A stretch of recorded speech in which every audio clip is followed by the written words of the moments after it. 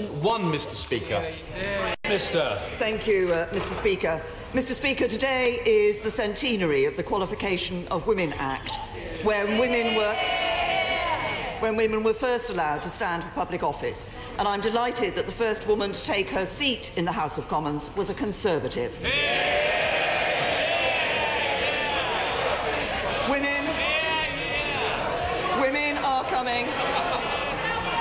Women are coming from, Mr. Speaker, women are coming from all over the UK to the hashtag Ask Her to Stand Day, with MPs from every party extending invitations to their constituents. This will be an inspirational day that the government is delighted to support, and we hope it will encourage many more women to consider standing for political office, both locally and nationally. Mr. Speaker, it is appropriate that we are reminded of the significant contribution made to this House by female MPs, including the fine example set by the late Jo Cox. Mr. Speaker, this morning I had meetings with ministerial colleagues and others. In addition to my duties in this House, I shall have further such meetings later today. Andrew Rosindell.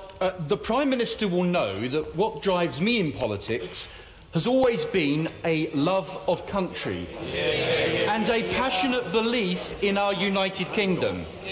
And so I have to tell the Prime Minister that I agree with the people of Romford, who are deeply unhappy by the proposed EU deal, which they believe does not represent the Brexit they voted for.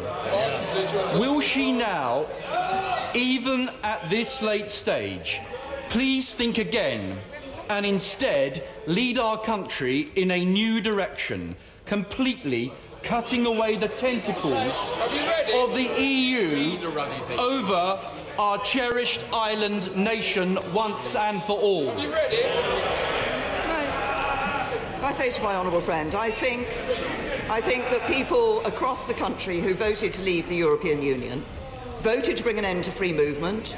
Our deal delivers an end to free movement. They voted to bring an end to the jurisdiction of the European Court of Justice in the UK. Our deal delivers an end to the jurisdiction of the European Court of Justice. They voted for us to stop sending vast annual sums of money to the European Union every year so we could spend that money on our priorities, and we will be able to do that. Priorities like the National Health Service. But the European Union remains a close trading partner to the United Kingdom. As we leave the EU, we want to ensure we continue to have a good trading relationship with the European Union, and we will be able to have an independent trade policy that enables us to make decisions to trade around the rest of the world. My honourable friend is indeed a passionate champion of the United Kingdom, but he is also a passionate champion of the links that the United Kingdom has around many parts of the world, including with the Commonwealth, which can be enhanced when we leave the European Union. Corbyn. Thank you, Mr. Speaker, and I thank you for welcoming Faisal Aswat to Parliament today, a most welcome guest. Mr. Speaker, on the 100th anniversary of the Qualification of Women's Act, I joined the Prime Minister in welcoming all women to Parliament today as part of the Ask Her to Stand campaign. We need a Parliament that truly does represent the diversity of the whole of this country. Now that a number of government ministers have confirmed this morning that leaving the EU with no deal is not an option, does the Prime Minister agree there are no circumstances under which Britain would leave with no deal? No, I have to say to the right honourable gentleman, I have consistently made clear on this point, but the point that has been made by a number of my colleagues in relation to the vote that will come before this House on a meaningful vote on a deal from the European Union is very simple. If you look at the alternative to having that deal with the European Union, it will either be more uncertainty, more division, or it could risk no Brexit at all. Jeremy Corbyn. Mr. Speaker, the Prime Minister didn't answer the question, is this the final deal or not? The Work and Pensions Secretary says, this is the deal, it's been baked. Well, it's half-baked. But other members of the Cabinet want amendments to the withdrawal agreement. The Leader of the House said last week, there is, and I quote, still the potential to improve on some of the measures. That's what I'm hoping to help with. Can the Prime Minister clarify whether last week's withdrawal agreement is the final text, or is there another text that's on its way to us? I have to say to the right honourable gentleman that he won't get any different answers from this than he's had from me previously. The package of a deal that we are negotiating with the European Union has two parts to it. There's the leaving part, which is the withdrawal agreement, and there's a future relationship, which is what is currently continuing to be negotiated with the European Union. They go together as a package. Yes, the withdrawal agreement has been agreed in principle. The whole package will be what is brought before this House, will be what is considered at the European Union Council on Sunday, and we continue to negotiate on that future relationship to get the good deal that we believe is right for the United Kingdom, a good deal that protects jobs, protects our union and protects our security. Jeremy Corbyn! The Prime Minister is apparently heading off to Brussels today, but the new Brexit Secretary is another non-travelling Brexit Secretary who's apparently not going with her. I wonder if the post is now an entirely ceremonial one.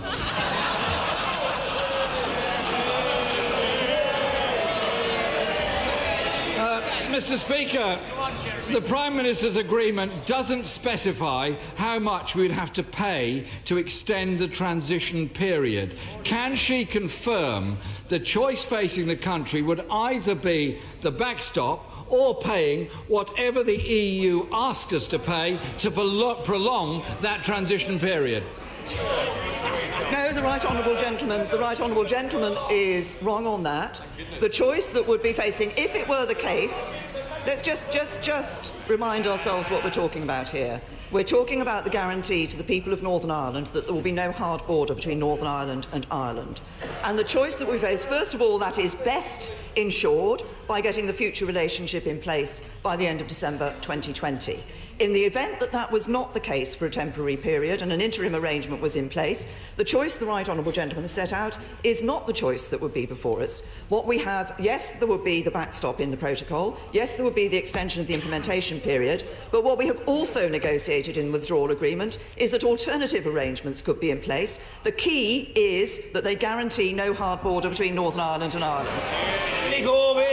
The truth is, Mr. Speaker, the Prime Minister's idea of taking back control of our money is to hand the EU a blank cheque, and after 2020, no rebate for the UK. Mr. Speaker, the EU's trade deal with Canada took 7 years to agree. The deal with Singapore, 8 years. The Business Secretary said this week that transition will have to be extended until the end of 2022. Outside the EU and with no leverage, does the Prime Minister think she's fooling anyone by suggesting there'll be a free trade agreement finalised by December 2020? The future relationship that we're negotiating will set out the structure and scope of that deal that we'll be ensuring that we can negotiate in legal text once we leave the European Union. But the right honourable gentleman, I think people will have seen from his question previously to me, has shown the problem that he has with this deal. He hasn't even read it. He doesn't know what's in it. He says there's a problem with the deal and he would do it differently. He wants to renegotiate the withdrawal agreement, but as I say, he hasn't read it. He wants to oppose any deal, no matter how good it is for the UK, but he will accept any European Union deal, no matter how bad it is for the UK. And then he wants to use the implementation period that he would vote against to renegotiate the treaty that delivers the implementation period. And he said another referendum isn't an issue for today, but it could be an issue for tomorrow. He doesn't know how he'd vote, he doesn't know when it would be, he doesn't even know what the question would be. That's not leadership, that's playing party politics. I'm working in the national interest. Mr. Speaker, it's her government that's got us into this shambles, and she knows full well, that the new European Parliament... Order.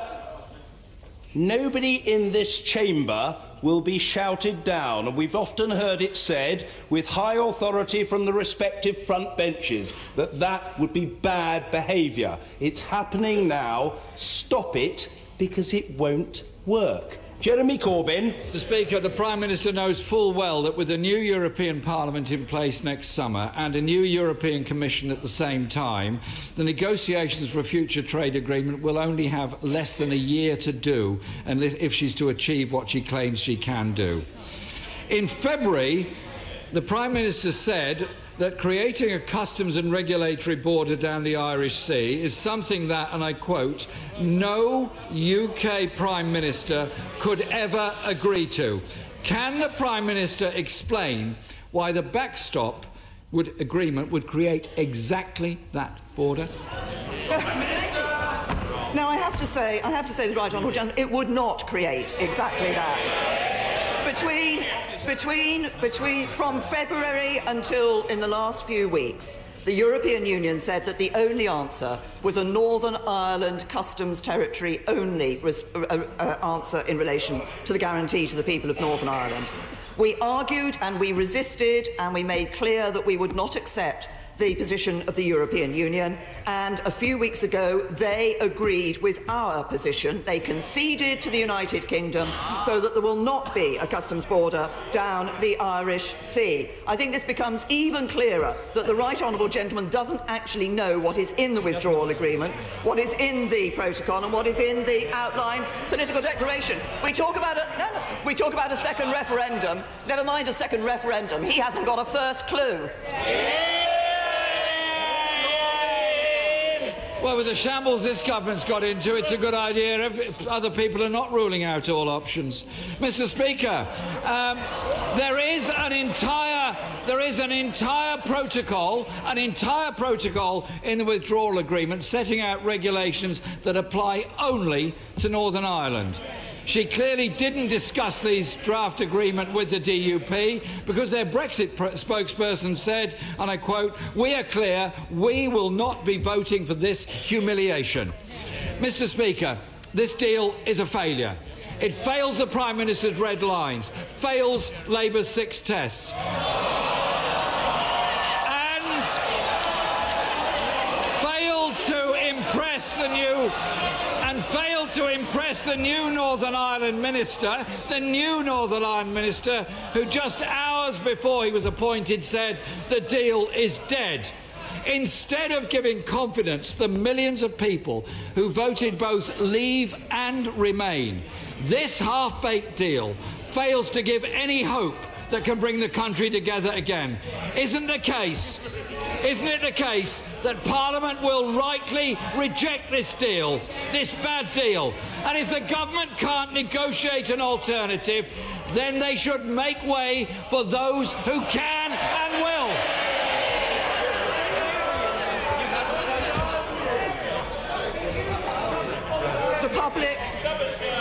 The public gave us an instruction to leave the European Union, and we should all be acting to deliver that.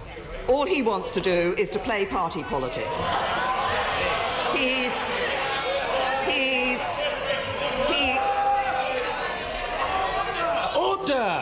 Order!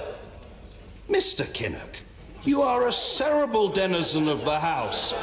Gesticulation and shouting are way beneath your pay grade, man. Calm yourself and develop some sense of repose. I said the Leader of the Opposition shouldn't be shouted at. The Prime Minister should not be shouted at. Let's hear the reply. The Prime Minister. The Right Honourable Gentleman is playing party politics. He's opposing a deal he hasn't read. He's promising a deal he can't negotiate. He's telling Leave voters one thing and Remain voters another. Whatever the Right Honourable Gentleman might do, I will act in the national interest.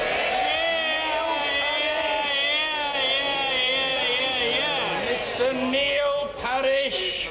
Thank you very much, Mr. Speaker. Prime Minister, I'm a great supporter of yours, and along with the British people, I accept what a difficult and tough job you have. There is much in the withdrawal agreement that I agree with, especially on food and farming, but it is not good enough as it stands. The Northern Ireland backstop threatens the integrity of the United Kingdom and weakens our negotiating position. And my farming instincts tell me I know that you do not hand over £39 billion before we get the deal. Please, can I ask you, Prime Minister, to listen to these concerns and renegotiate the deal before we put it on the floor of this House? Can I say to my honourable friend that he's mentioned the issue of paying over money to the European Union. As I have consistently said, as I indicated, I had hoped in the first answer I gave to the Leader of the Opposition, nothing is agreed until everything is agreed, and we remain negotiating on that future framework. In relation to the £39 billion, which I would remind my honourable friend is significantly less than the £100 billion the European Union were first talking about us needing to pay. These are about the legal obligations that the United Kingdom has. And I hope that every member of this House will recognise that the United Kingdom is a country that meets the legal obligations that we have. Third. Thank you, Mr. Speaker. Can I also welcome the anniversary of the Act that gave women the right to be represented in Parliament? Of course, it was a nationalist that was first elected to this Parliament, but we can only celebrate success when women are properly represented in this Parliament.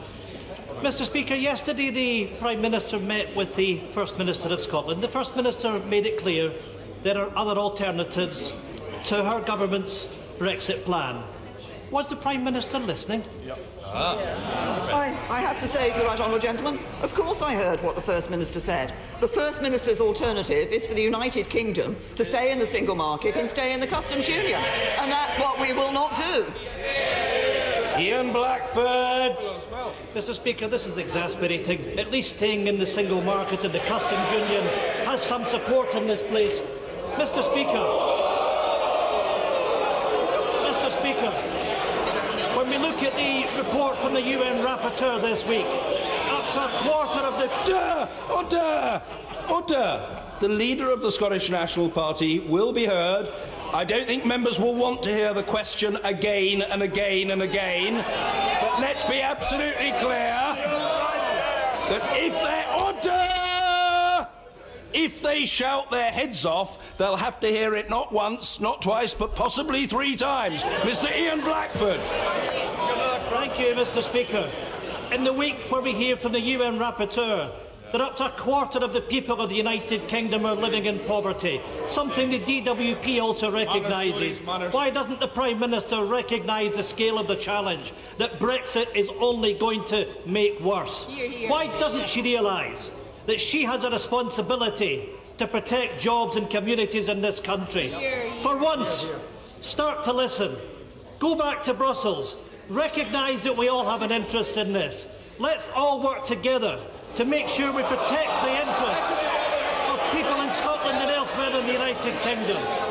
Make sure that you go back and negotiate. Let's keep us in the single market and the customs union.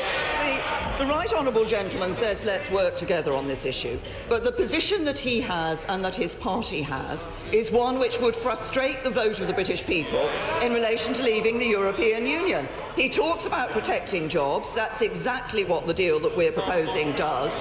And he talks also about listening. Well, perhaps the SNP should listen to the people of Scotland, who gave a very clear view that Scotland should remain in its most important economic market, the internal market of the United Kingdom. Alan Mack. Thank you, Mr. Speaker. 20-year-old Tommy Cowan and 18-year-old Georgia Jones, both from Havant, were sold ecstasy at a music festival and tragically lost their lives afterwards. As the inquest continues, will my right honourable friend set out the work being done to tackle the drug dealers that prey on our young people? And also join me in sending the condolences of the whole House to their families and friends?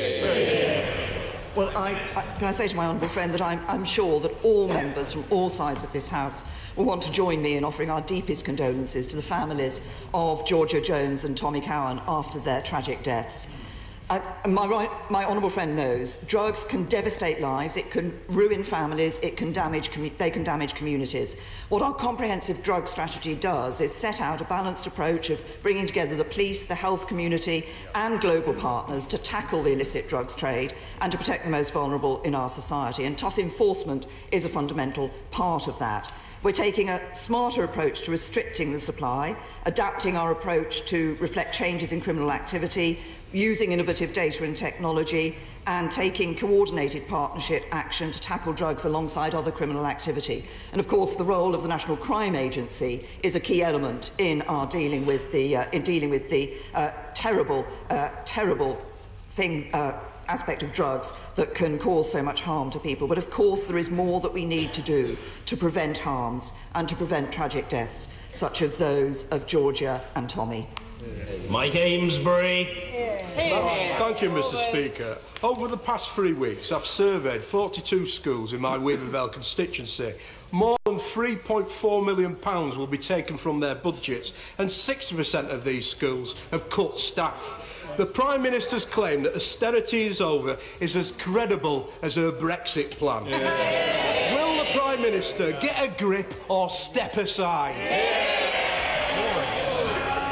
Can I say to the honourable gentleman, he will know that we are putting extra money into. He'll know we're putting extra money into school funding. He will know that obviously we've changed the national funding formula to make that fairer across the country.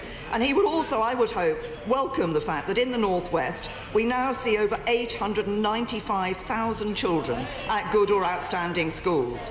That's an increase of over 175,000 children since 2010.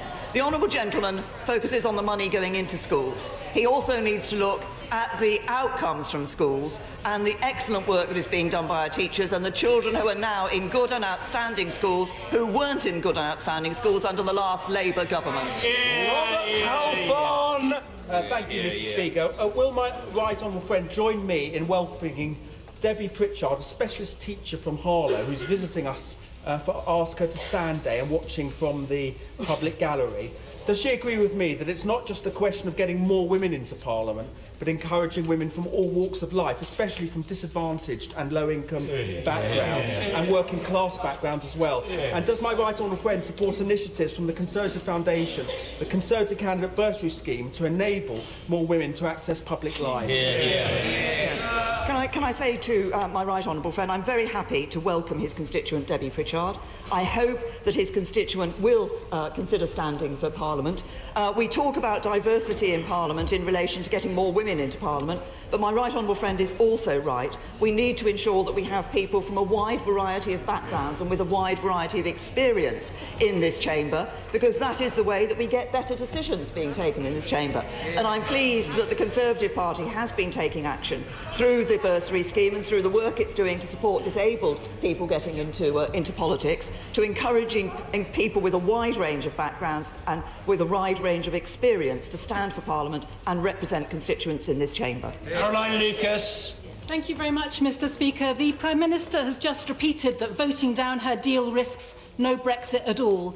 Does she recognise that, far from being a risk, recent polls show that actually a vast majority of people would like no Brexit at all in order to save jobs, protect the environment and ensure our standing in the world?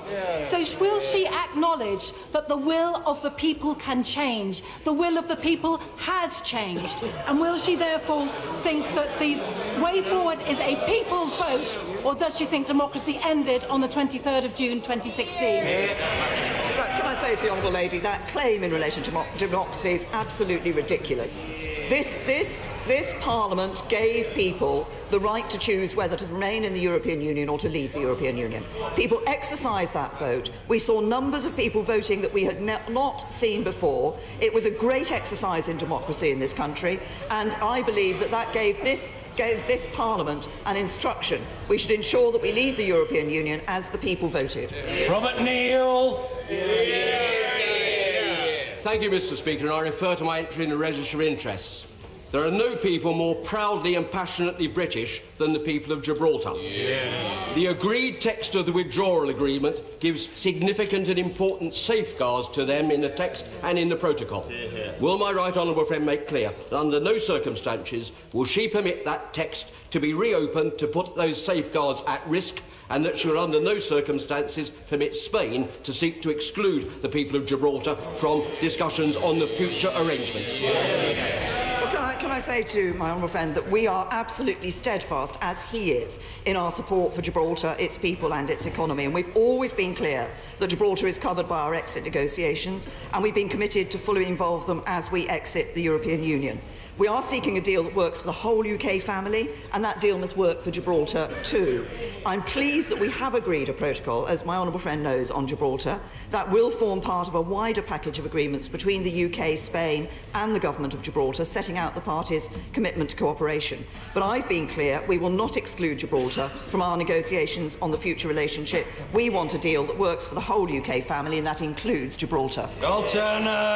Because the government snuck out changes to the police pension scheme, Humberside Chief Constable Lee Freeman has written to MPs describing the impact as devastating. If the government doesn't change tact, it would cost the force £9.2 million. It would mean doing away with 130 police officers or all 250 PCSOs. Is the Prime Minister worried about this? Or is the Chief Constable scaremongering and just crying wolf? So, to the honourable gentleman, he says that these pension changes were, I think the phrase he used, snuck out.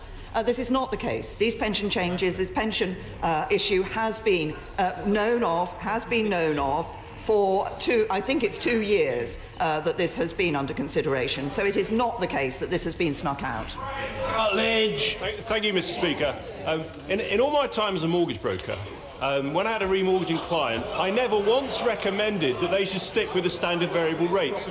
They'd have more freedom and they could leave the deal when they wanted without penalties, but it was bog standard and nobody ever wanted it. So given that my right honourable friend is receiving representations to ditch her deal for WTO terms, will she explain that putting aside the worst case scenario of no deal, in the very best case scenario of WTO terms, they are bog standard, average terms, far worse than the preferential tariff-free access we currently enjoy and which she has negotiated to maintain?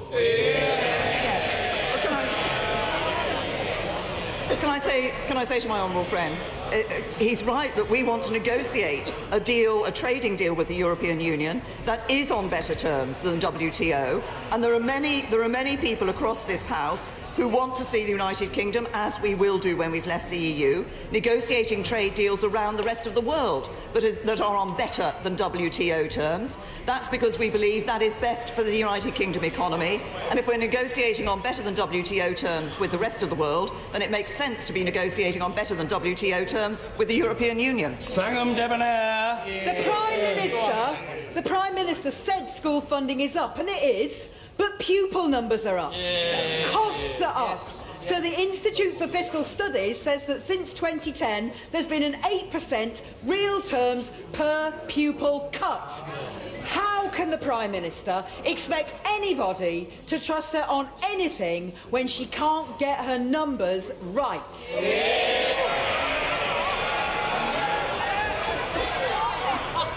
Can I say to the honourable lady, as I have said before in this chamber, overall per-pupil funding is being protected in real terms by this government.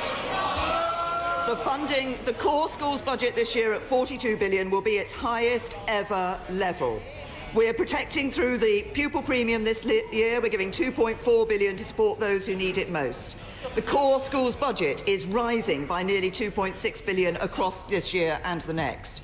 But what we have also done, alongside putting extra money into schools, is introduced a fairer national funding formula, which ensures that we see a fairer distribution of that money across the country. Nicholas Soames. Mr. Speaker, would my right honourable friend affirm to this House today and to the President of the Commission tonight that as we move to honour the result of the referendum, it will remain our firmest intention to retain the closest possible relationships with our European friends and allies in the very best interests of both. Can I say to my right honourable friend that I am happy to give that commitment. I think it is important for us to recognise that while we're leaving the European Union, we're not leaving Europe. We do want to continue to have a good, not just a good trading relationship and a close trading partnership with the European Union, but actually we want to continue to have that close security and defence partnership that we have had with the European Union and other countries across Europe as well. This is what makes sense, as my right honourable friend says, not just for the UK, but for all those European Union member states as well. Mr. Gavin Shuker. Mr. Speaker, since her modern slavery bill passed, the Republic of Ireland, Northern Ireland and France have joined Norway, Sweden and Iceland in passing a sex bylaw. That makes us an even more lucrative market for sex traffickers, because we're now effectively surrounded by states which tackle the demand that drives commercial sexual exploitation.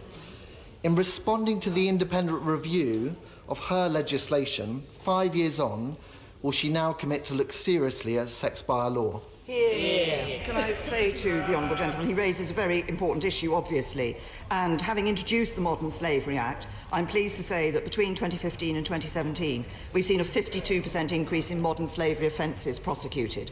There's more for us to do, but we should welcome the change that has already taken place. But he asked specifically about the sex bylaw. Separate to the review of the Modern Slavery Act, the Home Office has provided funds for research into the nature and prevalence of sex work in England and Wales, and that follows a report by the Home Affairs Select Committee on Prostitution. And as I'm sure the honourable gentleman will appreciate, we believe that an evidence base is vital before considering any changes in this area. The research that's taking place will be completed next spring. Esther McVeigh. Thank you, Mr. Speaker. Can the Prime Minister assure the House today, as she has done on many other occasions, that the UK will be leaving the EU on the 29th of March 2019, come what may? Yes, can I first of all thank my right honourable friend for the work that she did as Secretary of State for Work and Pensions. And indeed work that she had done as a minister previously, because the Disability Confidence Scheme particularly has had an impact, which she championed and continues to champion, has had an impact on the lives of working people who are disabled. And I can give her the assurance that the United Kingdom will leave the European Union on the 29th of March 2019. Colleen Fletcher. Last Friday, during Parliament Week, I visited St Elizabeth's School in my constituency to meet with the school's council. The children told me that rising crime levels and falling police officer numbers have made them fearful of using and enjoying their local park, the one near their school. Can the Prime Minister tell the school council, and they may be listening today, what strategy the government is deploying to ensure that all young people feel and are safe from crime on our streets and in our public spaces? The honourable lady raises an important point. We want young people to be able to feel secure if they're walking through the streets, or if they're in a park and gathering with their friends. What we need to do in looking at the concern that has been expressed about crime, and particularly I recognise the concern that's been expressed about knife crime and levels of knife crime, is actually tackle this in a number of different ways across the board. It's about ensuring we have the right powers for the police, it's about ensuring that we have the right system in the criminal justice system, but it is also about providing education for young people about the risks of carrying knives. It is also about providing alternatives to those young people who are tempted to join gangs, because a lot of the crime that we see is related to gang activity. So this is something that has to be addressed across the board, but I recognise the importance of doing that to ensure that young people have the security and safety and confidence that they need. George Freeman. Speaker, unlike the Leader of the Opposition, I and colleagues have read the draft withdrawal agreement and the many briefings, and it's clear to me that the Prime Minister and her Cabinet have laudably tried to reconcile the demand for continuity of market access today with freedom to diverge tomorrow. Isn't the truth of the backstop as drafted that if and as we were to exercise our regulatory freedom, whether in agri-food or in data protection, we would harden allow the EU to harden the border between Great Britain and Northern Ireland. Can the Prime Minister reassure me and seek reassurance in Brussels today that this draft doesn't contain a trap, that if we dare to diverge, we undermine our union? I say to my honourable friend, first of all, as he will know, there are a number of ways, as I set out earlier, if it is the case that it is necessary to have an interim arrangement to provide this guarantee in relation to the border of Northern Ireland, there are a number of ways in which that can be achieved. The backstop as identified in the protocol, the extension of the implementation period, or alternative arrangements. And work is being done on those. What I also say to my honourable friend is that the backstop is intended to be a temporary arrangement, and for that limited period of time, if he just casts his mind to a sort of practical thought about what could happen, if we were in the situation where the backstop had to be in place for a matter of months, for example, I think that it would be right for this United Kingdom to give this commitment that we would not be looking to diverge during that period from regulations during that period, that we would ensure that we kept that free access for the goods from Northern Ireland to coming into Great Britain, as we have committed in the withdrawal agreement, in the text that is set out, and we had committed previously. That will be, of course, a decision for us here, but what is important is that we have a means of ensuring that the backstop remains temporary. The best means of doing that is what we're in at the moment, negotiating the future relationship, which will ensure that the backstop does, if it is ever used, remain temporary, and preferably is never used at all. Marion Fellows. Thank you, Mr. Speaker. The United Nations has recently joined with other radical organisations like the National Audit Office in condemning the government's failure to address the tragedy, which is poverty. Which of the fundamental failures in implementing universal credit does this Prime Minister most regret? Her failure to fund this fully, or the decision taken to triple the time that those who need a safety net have to wait to receive payments to which they are fully entitled?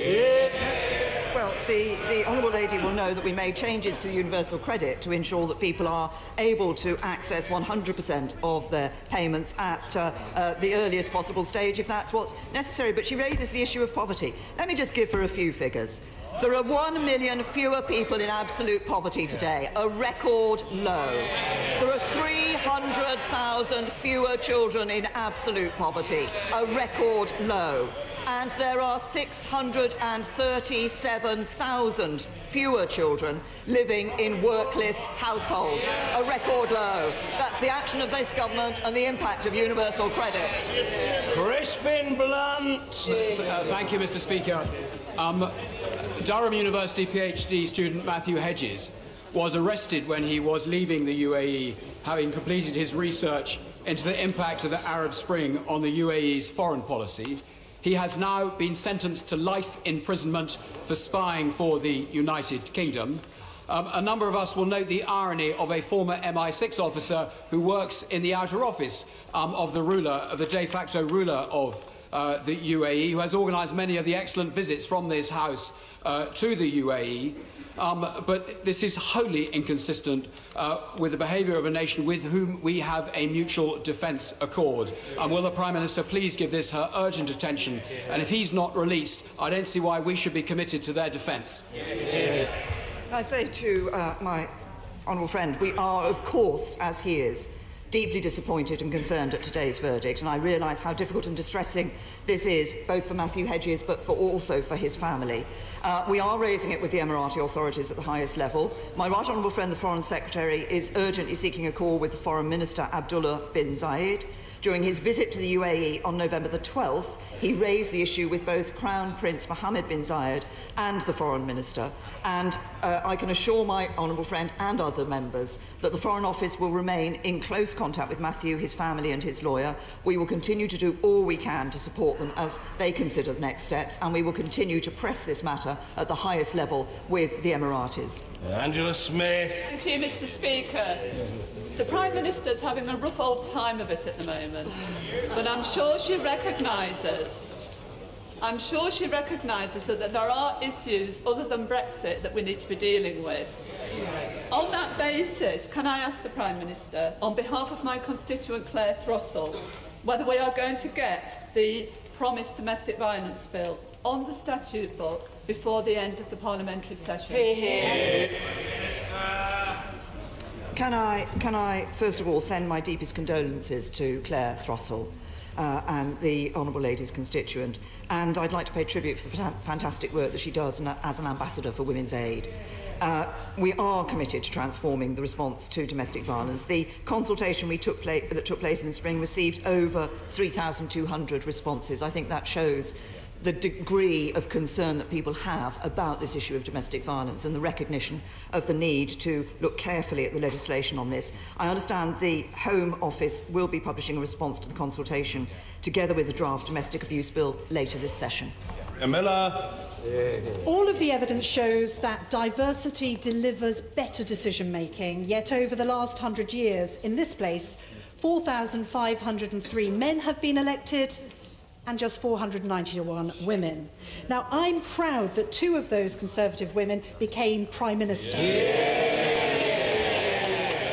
But can my right honourable friend share with me what she feels that Parliament, as well as the political parties, could be doing to help encourage more of the women who are with us here today as part of the Ask Her to Stand campaign actually do go forward and stand for election and join us on these green benches? Can I say to my right honourable friend that I thank her for championing this cause. I think this is so important. She's absolutely right that greater diversity in this place actually means that we get better decisions. That's the same for Parliament as it is for a business or indeed any organisation.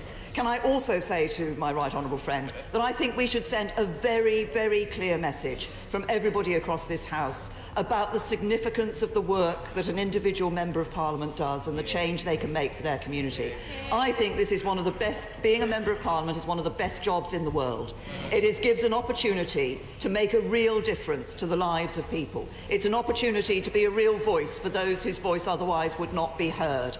And it is a real opportunity to take decisions that will lead our country forward and provide a better future for people's children and grandchildren. It's a great job, and I encourage all the women who are here today and thinking of standing to stand for Parliament, get elected and make a difference. Mr. Nigel Dodds. Thank you, Mr. Speaker. In the December joint report agreed between the European Union and the United Kingdom, it was agreed that Northern Ireland would have the final say on whether or not it diverged from the UK single market and was subjected to single market European rules with no say. Why has the Prime Minister deleted all reference to that in the withdrawal agreement? Did she push the delete button? The right honourable, can I say to the right honourable gentleman, of course he's absolutely right about the December joint report.